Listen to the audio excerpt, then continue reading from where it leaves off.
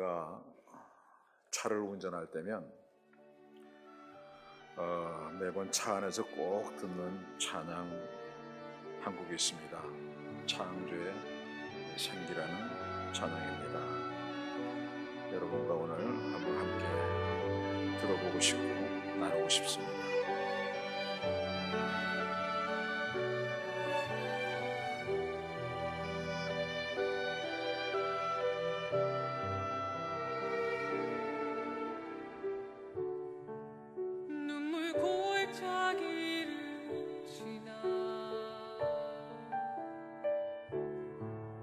마른 땅에 거하여도 주가 나를 창조의 생기로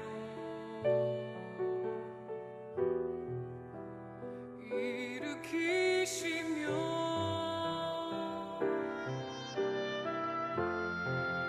하늘 저 끝을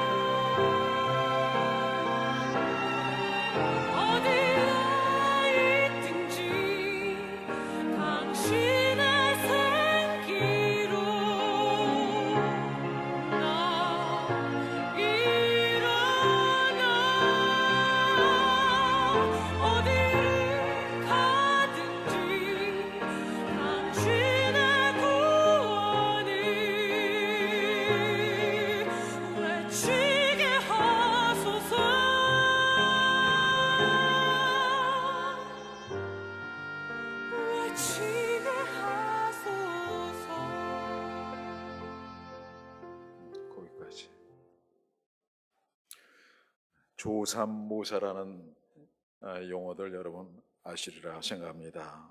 장제의 제물론에 나오는 잘 알려진 이야기입니다. 저공이라는 사람이 있었는데 원숭이를 좋아해서 집에서 많이 길렀습니다. 근데 너무 많이 기르다 보니까 원숭이들에게 나눠줄 식량이 모자랐습니다. 그래서 원숭이들의 주식인 도토리를 하루에 7개씩 주기로 제안을 했습니다. 원숭이들을 불러 모으고 얘기했습니다. 오늘부터 7개인데 아침에 3개, 저녁에 4개 주겠다. 그랬더니 원숭이들이 막 화를 내더랍니다. 아침에 3개 먹고 하루 어떻게 견디냐고. 그래서 그렇다면 아침에 4개 주고 저녁에 3개 주면 어떻게 하느냐에 좋아하더랍니다. 이후와는 당장에 눈앞에 뭔가 차이는 있습니다. 분명히 3개 아니면 4개. 그러나 그 내용이 같고 결과도 결국 같은데 그것도 모르고 좋아하는 그 어리석음을 비유하는 이야기이기도 하고요. 또 그런 어리석음을 이용해 먹는 어떤 사기꾼들의 속성도 나타내는 이야기이기도 합니다. 그런데 정말로 4개 더하기 3 또는 3 더하기 4가 산술적으로는 같지만 똑같은 것입니까? 결과도 똑같겠느냐 이 말이에요. 인생에서는 그게 다르다는 겁니다. 결과가 같지 않다는 겁니다. 마시멜로라는 과자가 있습니다. 비스킷처럼 부드러운 설탕 과자, 요만합니다. 요만해 크기가.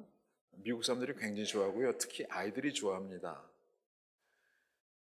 1966년도에 미국의 스탠포드 대학교의 심리학 교수인 월터 미셸이라는 교수분이 4살짜리 꼬마아이들을 데리고 실험을 했어요. 하나씩 나눠줬습니다. 그러면서 15분 동안 먹지 않고 기다리면, 참으면 2개씩 더 주겠다.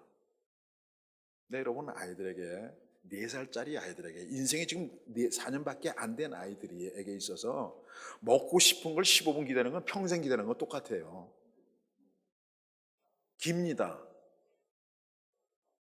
그러니까 절반의 아이들이 그걸 먹어버렸어요.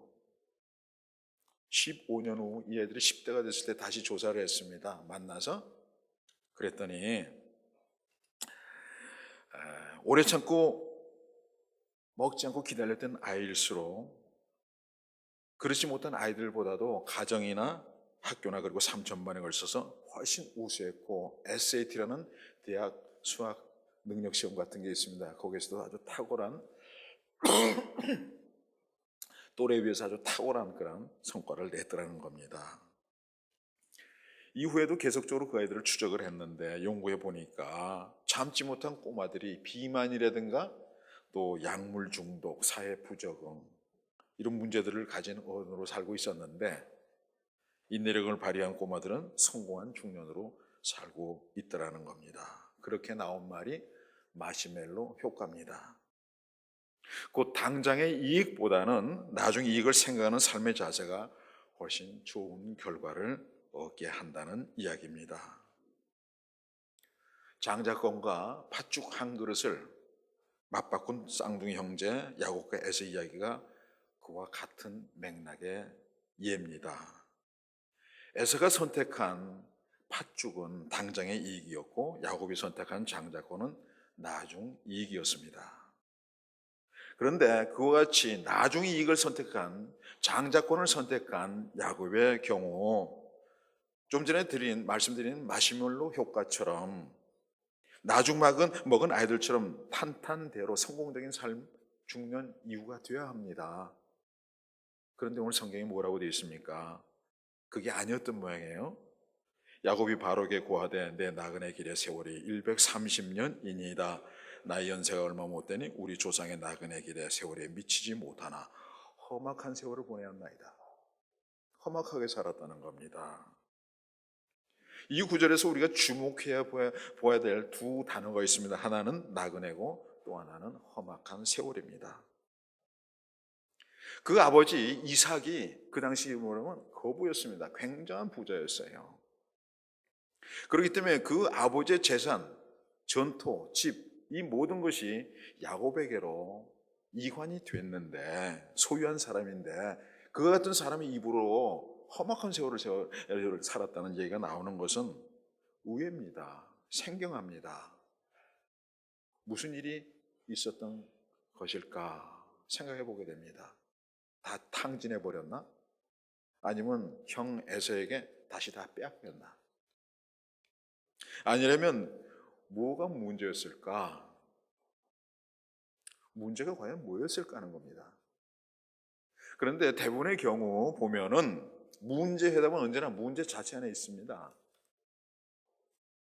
그와 같이 그 의문에 대한 답변 역시 문제의 핵심인 장자권에 있습니다. 때문에 그 장자권이 과연 무엇인지에 대해서 먼저 생각해 볼 필요가 있습니다.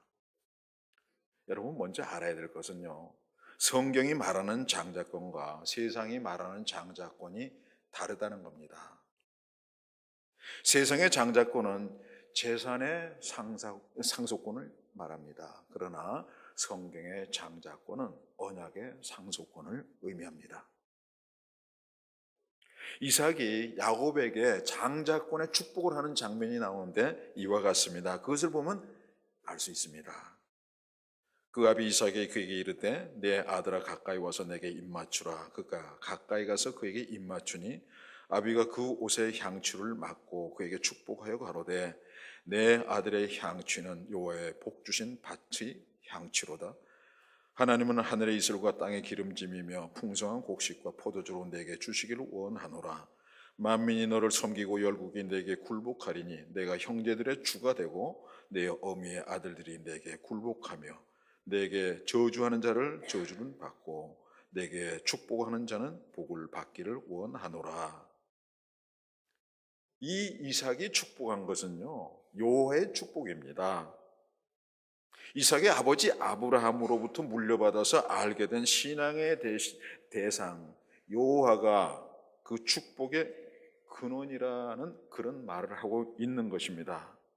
바로 그 여호와께서 야곱 네게 복 주시기를 원한다는 내용이고, 그것이 바로 장자권에 대한 축복인 겁니다. 그리고 이 축복 가운데는요, 만민이 너를 섬기고 열국이 내게 굴복하리라는 말이 있는데, 이 말은 여호와께서 그의 조부 아브라함과 맺은 언약에 이미 나와 있는 그 말입니다. 이렇습니다. 아브라함이 엎드린데 하나님이 또 그에게 일러 가라사대 내가 너와 내 언약을 세우니 너는 열국의 아비가 될지라. 이제후로는 내 이름을 아브라함이라 하지 아니하고 아브라함이라 하니니 이는 내가 너로 열국의 아비가 되게 함이니라. 내가 너로 심히 번성케 하리니 나라들이 내게로 쫓아 일어나며 열왕이 내게로 쫓아 나리라. 내가 내 언약을 나와 너와 내 대대 후손 사이에 세워서 영원한 언약을 삼고 너와 내 후손의 하나님이 되리라. 아브라함 가문의 상속권은, 그 성경의 상속권은 바로 이 언약의 상속권이라는 말씀입니다. 때문에 에서와 야곱이 장자권을 두고 치열하게 싸운 이유가 바로 그겁니다. 에서는 빼앗긴 장자권을 되찾으려고 했고, 야곱은 죽어도 못 내놓겠다고 한 이유가 거기에 있는 겁니다. 그래서 집을 나가기까지 했습니다. 에서를 피해서요. 싸우기 싫었던 거죠. 그렇게 시작된 것이 야곱의 나그네 길입니다. 그런데 그렇게 시작된 나그네 길 참으로 험하겠습니다. 첫날부터 돌짝밭에서 노숙해야 됐고요. 그 후에 삼촌 라반의 집에 가서는 20년 동안 머슴 생활을 해야 했습니다. 그리고 돌아올 때는 야복강가에서 아직도 원한을 여전히 품고 그를 죽이려고 기다리는 형 에서를 극복해야 했고요. 세겜에서는 외동딸 디나가 성폭행을 당하게 되고, 그러자 그의 오빠들이, 그의 아들들이 세겜의 모든 남자들 칼로 다 죽여서 피해 보복을 하게 되고, 그렇게 되니까 그쪽 토착민들이 다시금 역보복을 하려고 벼르고 있고, 그래서 살 떨리는 그 두려움 가운데 그런 경험을 해야 했고요. 또 브엘세바로 돌아와서는 11번째 아들인 요셉을 갖다가 그의 형들이, 그의 아들들이 그를 향해서 악행을 저질렀습니다. 뭡니까? 노예로 팔아버린 거예요. 그것 때문에 가슴을 쳐야 했어요. 그리고 말년에 기근을 만나서 먼 곳 애국까지 피신 와서 지금 바로 애국왕 바로 앞에 서서 그 신세를 지려고 서 있는 거예요. 참으로 험악한 세월이었습니다. 이것이 바로 그가 얻은 장자권의 대가라는 사실입니다. 그렇기 때문에 차라리 그가 그 장자권을 일찌감치 포기해버렸더라면 그런 고생 안 했을 겁니다. 더 나을 수도 있었습니다. 왜냐하면 어차피 둘째 아들은요 4분의 1의 유산이 확정되어 있었습니다. 때문에 그걸 가지고 에서보다도 더 좋은 가문, 더 훌륭한 가문, 아버지가 이룬 가문보다도 더 그런 좋은 가문을 얼마든지 이룰 수가 있었습니다. 그럼에도 불구하고 그가 장자권을 포기하지 않았던 이유가 과연 뭐냐 이거예요. 이것은요, 우리가 예수 믿는 게 얼마나 고달프고 힘들고 험악한 세월을 살아야 하는데도 포기하지 말아야 되는 이유를 묻는 것과 똑같은 겁니다. 그 해답은 생뚱맞게도 나그네라는 단어에 있습니다. 우리가 나그네 하면 떠오르는 연상이 뭡니까? 박몽월님의 나그네라는 시가 이렇습니다. 강나루 건너서 밀밭길을 구름에 달가듯이 가는 나그네, 길은 외줄기 남도 300리, 술 익은 마을마다 타는 저녁놀, 구름에 달가듯이 가는 나그네. 이 시인이 본 나그네는 구름처럼 발길 닿는 대로 흘러가는 사람입니다. 그리고 달처럼 초연해서 세속을 벗어난 사람을 뜻합니다. 그런데 야곱이 언급한 나그네가 그런 뜻이었을까요? 아닙니다. 다릅니다. 나그네의 문학적 의미와 성경적 의미가 다른 겁니다. 본문을 영어 버전으로 보게 되면 이렇습니다. And Jacob said unto Pharaoh, The days of the years of my pilgrimage are 130 years. 필그림.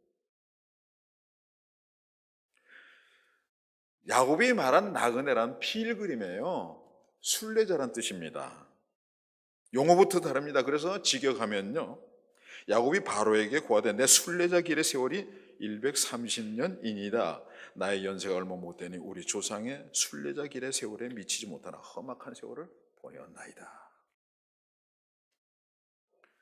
그렇다면 성경에 언급되고 있는 이 순례자란 어떤 의미냐 하는 거예요. 히브리서 11장 거기 보면 아벨로부터 시작해서 에녹, 노아, 아브라함, 그리고 그 안에 사라 이런 믿음의 사람들에 대한 기록이 쭉 나옵니다. 물론 그 중에는요 야곱도 포함되어 있습니다.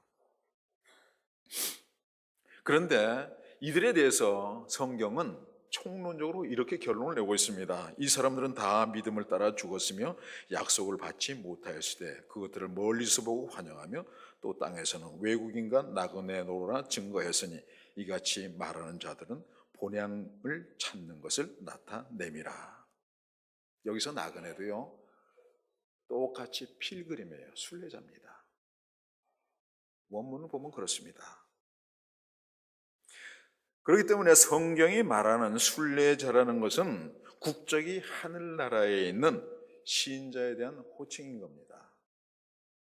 그렇게 본향을 찾아가는 사람들이라는 뜻입니다. 야곱이 말한 나그네가 그런 뜻입니다.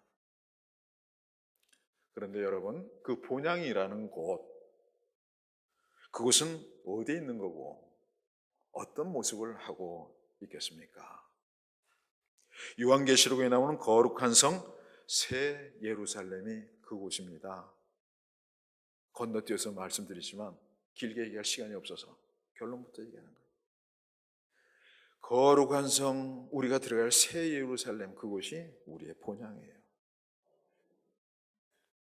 예수님의 제자 사도 요한이 복음을 전한다는 이유로 로마에서 붙잡혀서 요한 광산인 반모섬에 유배되어서 그 독가스 유황 냄새를 맡으면서 그것을 캐내는 노역을 하고 있었는데 어느 날 환상에 잡혔습니다.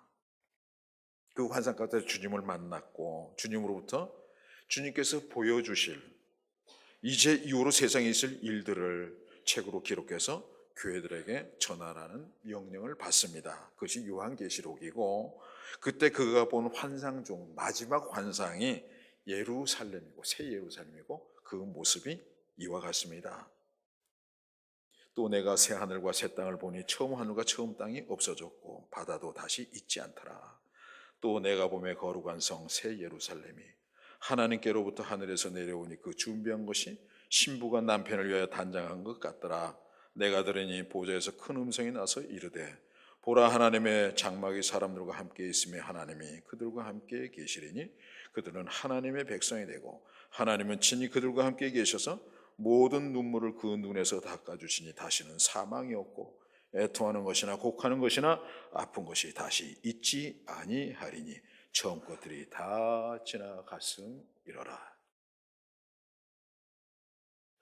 그곳의 특징 중 하나는요, 그곳에는 눈물을 흘리는 사람들이 들어가는 곳이라는 거예요. 눈물을 흘리는 사람들이 들어가는 곳이에요. 그것은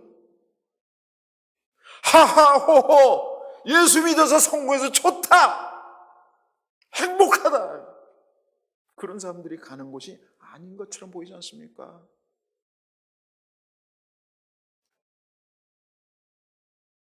어떤 눈물을 말하는 겁니까? 그런데 마태복음 5장 11절에 보면 주님 때문에 예수 때문에 눈물 흘린 사람들을 얘기하는 겁니다. 나를 인하여 너희를 욕하고 핍박하고 거짓으로 너희를 거스려 모든 악한 말을 할 때는 너희에게 복이 있나니 기뻐하고 즐거워하라.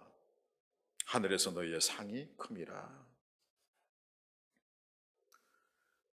1992년도에 얼마 전이죠. 독일의 경제학자 베르너 귀스라는 사람이 사람들의 경제 심리를 알아보기 원했어요. 그래서 고안해낸 최후 통첩 게임이라는 게 있습니다. 두 사람 앞에 공짜 돈 10만 원이 놓여 있습니다. 이게 둘이 나눠 갖기로 돼 있는 거예요, 게임 내용이. 그런데 한쪽 사람이 얼마로 나눌지를 제안을 합니다. 그러면 상대방이 그 제안을 받아들일지 말지를 결정하는 겁니다. 예를 들어서 10만 원이 놓였으니까 내가 얼마 갈 때 당신 얼마 가져라. 근데 그 제안을 상대방이 받아들이면 둘 다 갖는 거예요, 그대로. 근데 거절하면 아무것도 없습니다. 둘 다 못 받아요. 그리고 그 기회는 딱 한 번뿐이에요. 최후 통첩이에요. 그래서 최후 통첩 게임입니다.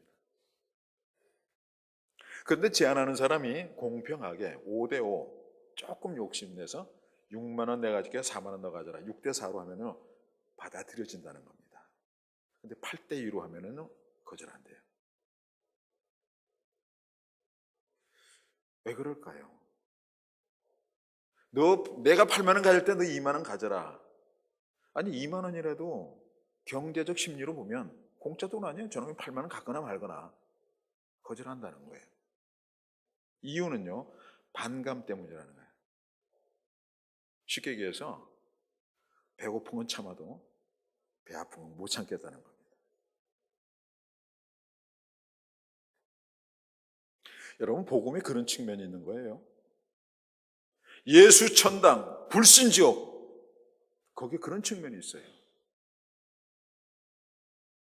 이 말은 주님 예수께서 말씀하신 내가 곧 길이요 진리요 생명이니 나로 말미암지 않고는, 나 말고는 아버지께로 올 자가 없느니라, 이 말씀에 근거합니다. 대부분의 세상 사람들 이 말에 반감을 갖습니다. 특별히 유대인들이요, 율법으로 천국 갈 거라고 믿고 있었던 그들에게 있어서 나 아니면 천당 못 간다, 아버지께로 못 간다, 이 말 받아들여지겠습니까? 착하게 사는 세상 사람들도 마찬가지예요. 착하게 살면 가는 거지. 쉽게 받아들여지게 뭐 예수로 간다고? 예수만이, 나만이, 내가 곧 길이요 진리요 생명이니. 여러분, 여기서 길이요 진리요 생명 많이 말씀드렸던 건데, 그냥 길이고 그냥 진리고 그냥 생명이 아니에요. 한라산에 올라가는 길이 여러 개 있다고 해서 다 길이 아니에요. 이 하나님께서 약속하신 그 길이에요. I am the way, the truth, the life예요. 하나님이 약속하신 그 길이고 그 생명이고, 내가 바로 그 사람이다 이게. 창세기 3장 15절에 말씀하신 그 길 아니면 못 간다는 이 말인데, 세상 사람들은요, 율법으로 가는 거고 착하게 살면 사는 거고 이렇게 얘기하고, 각 종교들은 나름대로 내가 날 스스로 구원할 수 있는 건데 무슨 소리야 이렇게 얘기하고 받아들여지겠어요?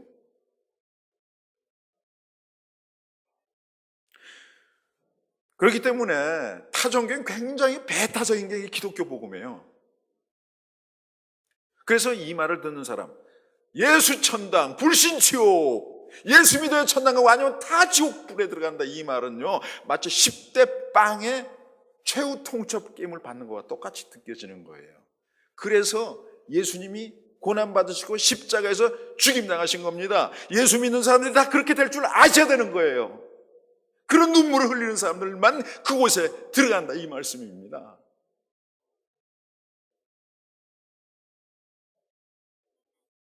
그런데 예수 믿는다고 하면서 그런 순례자의 고난은 외면하고 에서처럼 팥죽이나 먹고 보는 그런 사람들이 있습니다.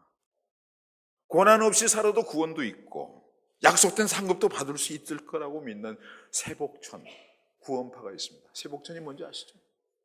세상에서 복 받고 살다가 죽어 천당 가자. 여러분, 그런 교회도 있어요. 교회 이름이 세복천이에요. 그 교회 성도들 암담합니다. 소경이 소경을 인도하는 거예요. 구원파는 좀 다르죠. 네. 어떻게 살든 간에 천당 가니까 맘 놓고 살자 그래서 법적으로만, 세상 법적으로만 오르면 윤리적으로 정당하지 않아도 파산 신청 내가지고 회생해가지고 남의 돈, 은행 돈 다 대출해서 끌어들여다가 써서 법으로만 비용하고 그만이라는 거죠. 그래도 아무도 얘기 안 했잖아요. 이 나라 이렇게 된 것이 그런 걸 얘기하지 않는 목사들 책임이에요. 저는 그렇게 봅니다. 여러분 법적으로 오르면 다 오라요? 법적으로 정당하려면 윤리적으로 오라야지. 빌라도가 예수 죽이고 손 씻었다고 끝납니까? 누가 죽였어요? 빌라도가 죽인 거예요. 근데 저는 손 씻고 나 아니야 그랬잖아요.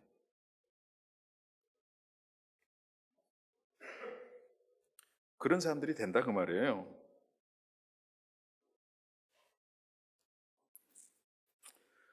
정말 그렇게 살면 어떻게 될 것 같습니까? 예수님께서 명쾌하게 말씀하신 내용이 있습니다. 비유입니다. 한 부자가 있어 자색 옷과 고운 베옷을 입고 날마다 호화롭게 즐기더라. 그런데 나사로라 이름한 한 거지가 헌데 두성이로 그의 대문 앞에 버려진 채 그 부자의 상에서 떨어지는 것으로 배불리려 하매 심지어 개들이 와서 그 헌대를 핥더라. 이에 그 거지가 죽어 천사들에게 받들려 아브라함의 품에 들어가고 부자도 죽어 장사되매 그가 음부에서 고통 중에 눈을 들어 멀리 아브라함과 그의 품에 있는 나사로를 보고 불러 이르되 아버지 아브라함이여 나를 긍휼히 여기사 나사로를 보내어 그 손가락 끝에 물을 찍어 내 혀를 서늘하게 하소서. 내가 이 불꽃 가운데서 괴로워하나이다. 아브라함이 이르되 예 너는 살았을 때 좋은 것을 받았고 나사로는 고난을 받았으니 이것을 기억하라. 이제 그는 여기서 위로를 받고 너는 괴로움을 받느니라. 그뿐 아니라 너희와 우리 사이에는 큰 구렁텅이가 놓여있어 여기서 너에게 건너가고자 해도 하되 갈 수 없고 거기서 우리에게 건너올 수도 없게 하였느니라. 여기 등장하는 부자나 거지 나사로나 둘 다 아브라함의 자손이에요. 오늘날로 얘기하면 예수 믿는 사람들입니다. 근데 부자는 지옥 갔어요. 왜 그럴 것 같습니까? 그의 특징을 나타내는 두 단어가 있습니다. 날마다 호화롭게 즐기더라. 그리고 또 하나는요, 나사로가 버려진 채. 이것은요, 이 부자는 자기만 행복하면 그만이에요. 그런 세상이 즐겁기만 합니다. 날마다.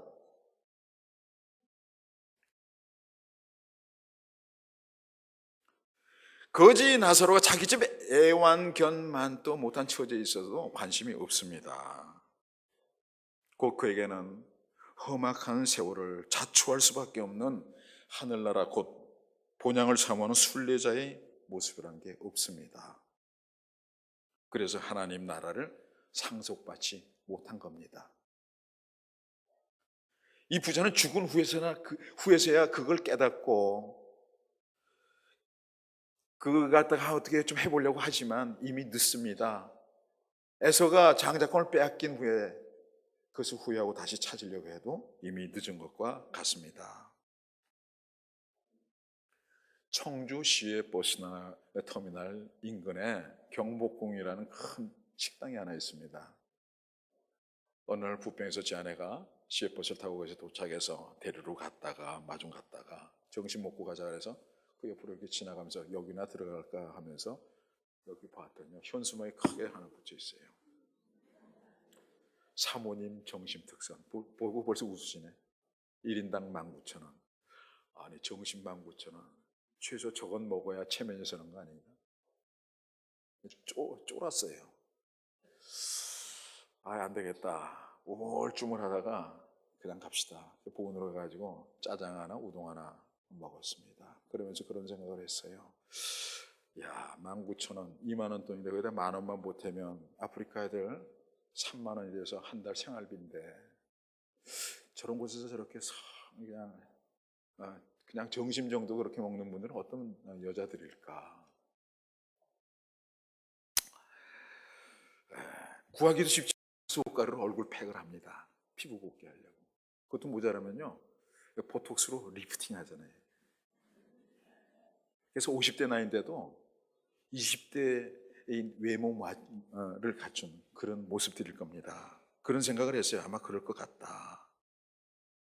적어도 아프리카 아이들은, 저곳에 있는 아프리카 아이들은 오염된 물을 먹어서 얼굴로 기생충이 뚫고 나와요. 여러분 보여드렸죠, 옛날에? 기생충이 나와요, 이렇게 여기서. 나와. 네가 뭐 많이 발랐다만 나온다고.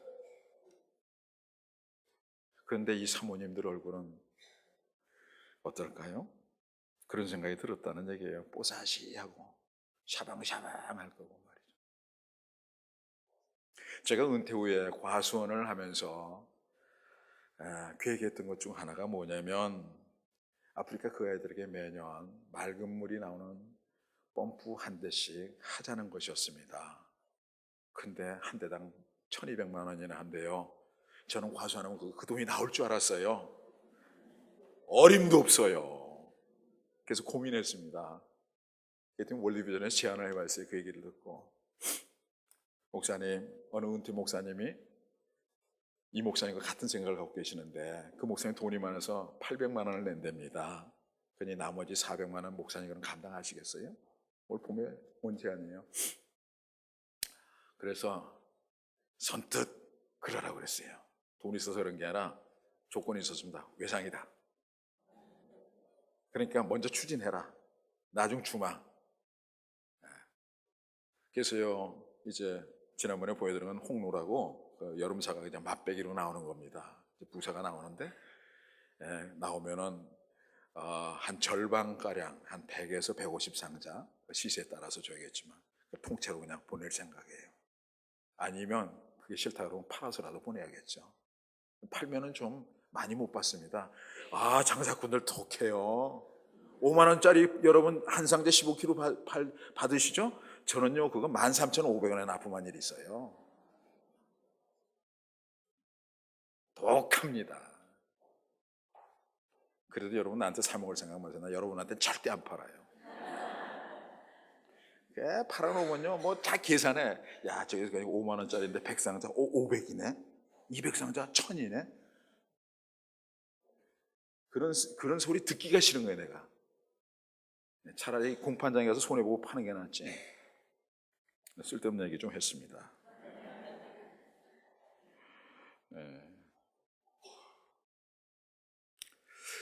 게다가 전액 대출 받아서 산 밭입니다. 2,000평을 전액 대출 받아요.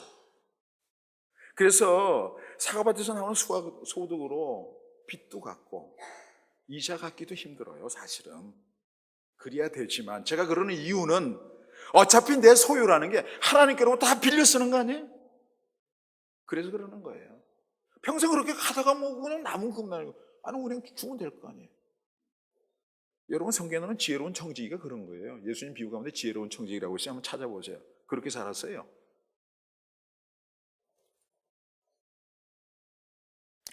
동네 사람들요 저만 보면 고개를 가로줘요. 왜냐하면 무더운 한여름 밭에 나가면요 숨이 턱턱 막힙니다. 그 나무에서 오는 그 복사열, 위에서 쏟아지는 직사광선, 숨쉬기도 어려워요. 그래서 땀이 정말 빛처럼 쏟아집니다. 그러면 탈수가 오고요, 탈수가 오면요 보랏빛으로 현기증이 쫙 옵니다. 여러분 보랏빛 현기증 본 일 있어요? 위험해요. 쓰러지면 갑니다. 그런데도 제가 조심스럽게 나갑니다. 왜냐하면 아프리카 아이들에게서 우리 집 대문 앞에 버려져 있는 거지인 나사로의 데자뷰를 보기 때문에 그런 겁니다. 여러분 그러나 그런 삶 계속하기가 쉽지 않습니다. 지탱하기도 어렵습니다. 지치고 고단합니다. 그런데 야곱은 그런 세월을 잘도 견뎌냈습니다. 어떻게 그렇게 견딜 수 있었을까요? 종교적 신념일까요? 의지가 강했을까요? 아니면 그 사람은 기질이 그런 걸까요?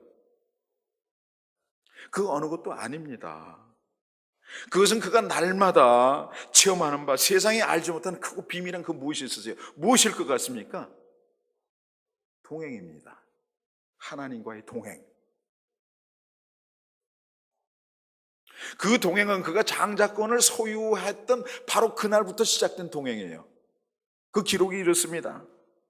야곱이 부엘세바를 떠나 하란으로 향하여 가더니 한 곳에 이르러 해가 진지라 거기서 유숙하려고 그곳에 한 돌을 취하여 베개하고 거기 누워 자더니 꿈에 본즉 사닥다리가 땅에 섰는데 그 꼭대기가 하늘에 닿았고 또 본즉 하나님의 사자가 그 위에 오르락내리락 하고 또 본즉 여호와께서 그 위에 서서 가라사대 나는 여호와니 너희 조부 아브라함의 하나님이요 이삭의 하나님이라 너 누운 땅을 내가 너와 내 자손에게 주리니 내 자손이 땅에 티끌같이 되어서 동서남북에 편만할지며 땅의 모든 족속이 너와 내 자손을 인하여 복을 얻으리라. 내가 너와 함께 있어 내가 어디를 가든지 너를 지키며 너를 이끌어 이 땅으로 돌아오게 할지라. 내가 내게 허락한 것을 다 이루기까지 너를 떠나지 아니하리라. 그날 하나님께서는 야곱에게 아브라함에 하신 언약이 그에게 이관되었다는 것을 등기 이관해 주신 거예요. 상속을 인정해 주신 겁니다. 동시에 동행을 약속하셨습니다. 그렇게 그의 힘이 되어 주셨습니다.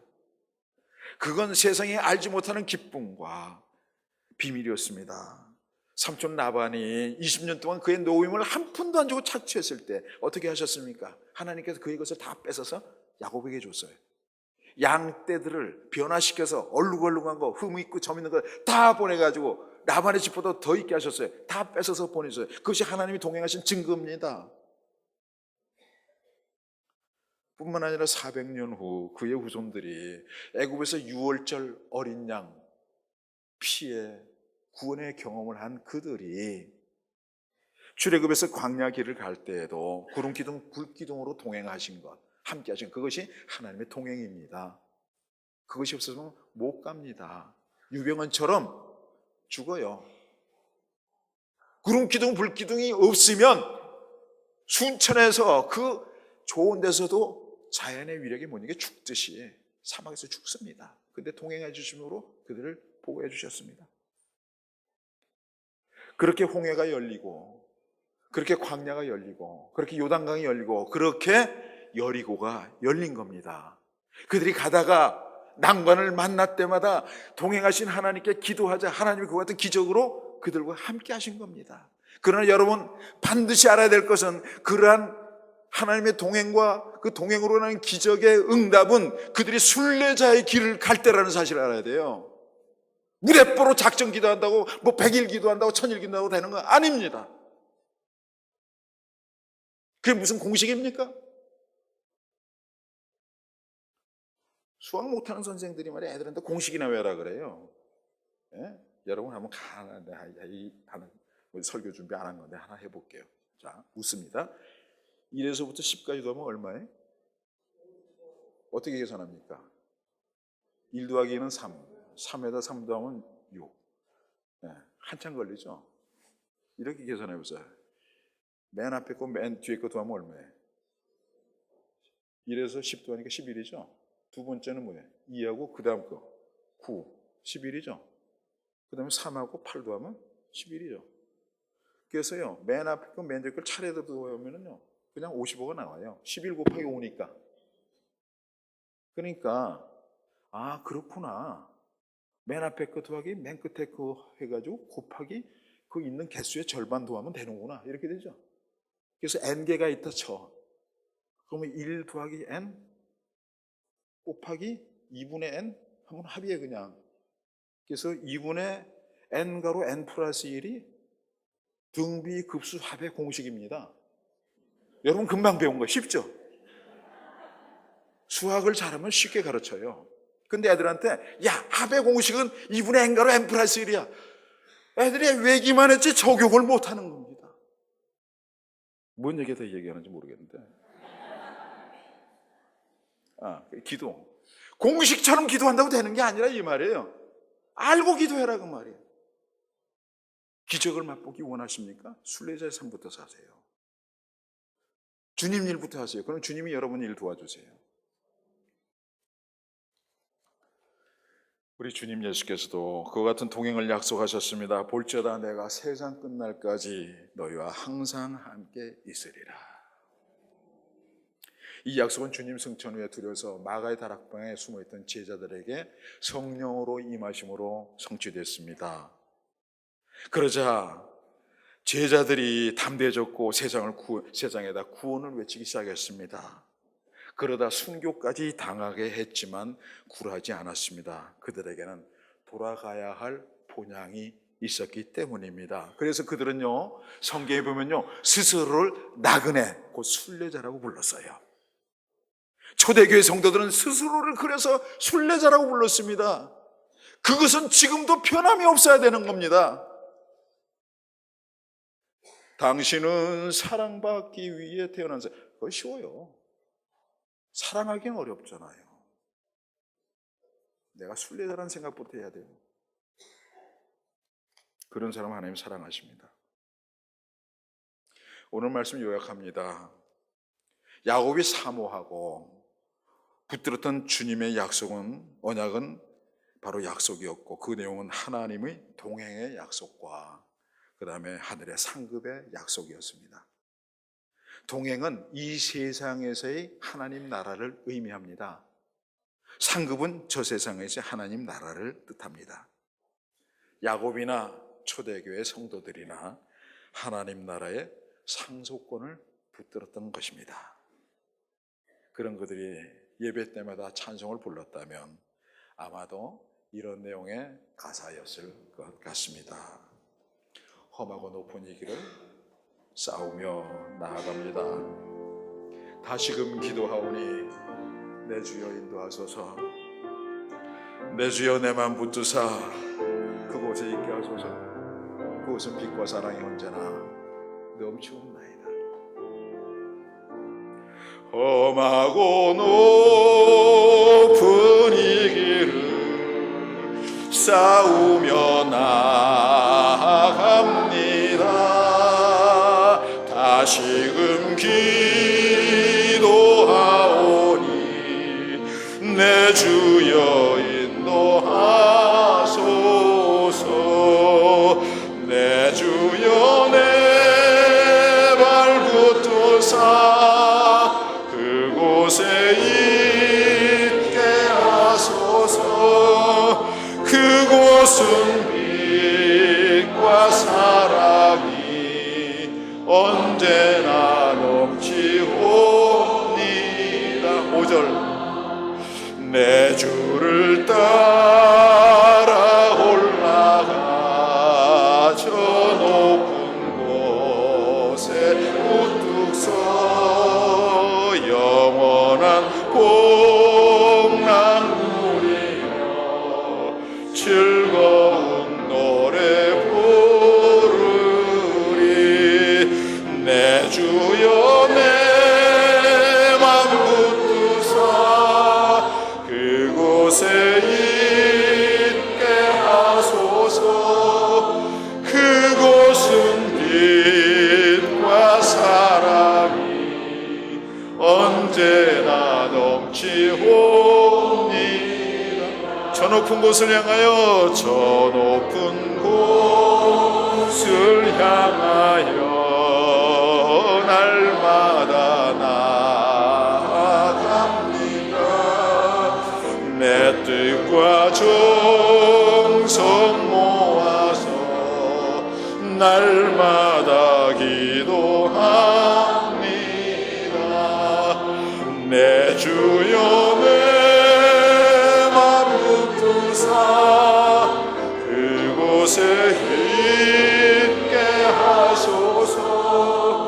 그곳은 빛과 사랑이 언제나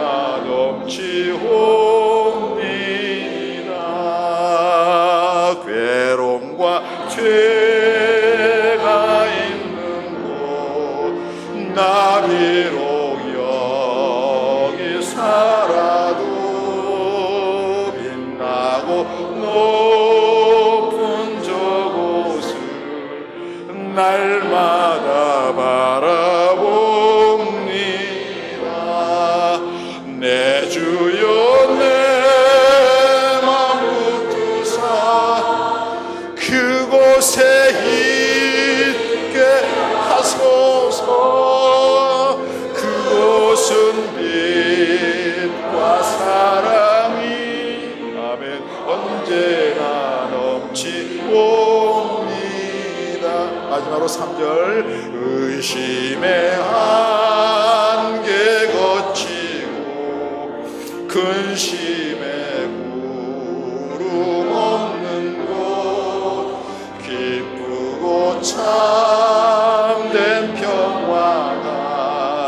거기만 있사옵니다. 내 주여 내 맘 붙드사 그곳에 있게 하소서. 그곳은 빛과 사랑이 언제나 넘치옵니다.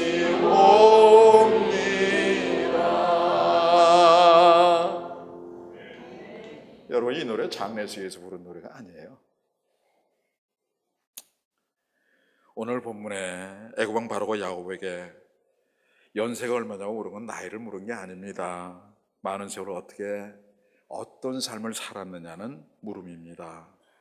우리 또한 우리의 왕이신 우리 주님 예수 앞에 서는 날 동일한 질문을 받게 될 것입니다. 여러분은 어떻게 대답하실 겁니까? 야곱처럼 순례자의 길 세월을 살았더라고 이렇게 대답할 수 있어야 합니다.